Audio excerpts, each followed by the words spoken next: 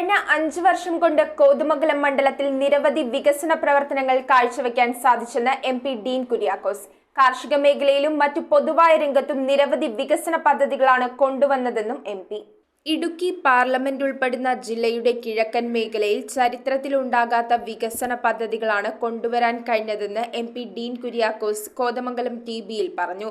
Idukki parliament നിയോജകമണ്ഡലത്തിന്റെ ഭാഗമായിട്ടുള്ള ഏറ്റവും സുപ്രധാനമായ 2 അസംബ്ലി സെഗ്മെന്റുകളാണ് കോതമംഗലവും മൂവാറ്റുപുഴയും. അപ്പോൾ ഈ പ്രദേശവുമായി ബന്ധപ്പെട്ട് ചരിത്രത്തിൽ ഒരിക്കൽ പോലും ഉണ്ടാകാത്ത വിധത്തിലുള്ള വികസന പുരോഗതിയാണ് നമുക്ക് ഈ ഘട്ടത്തിൽ രേഖപ്പെടുത്താൻ കഴിഞ്ഞിട്ടുള്ളത് എന്നുള്ളത് ഒരു വസ്തുതയാണ്.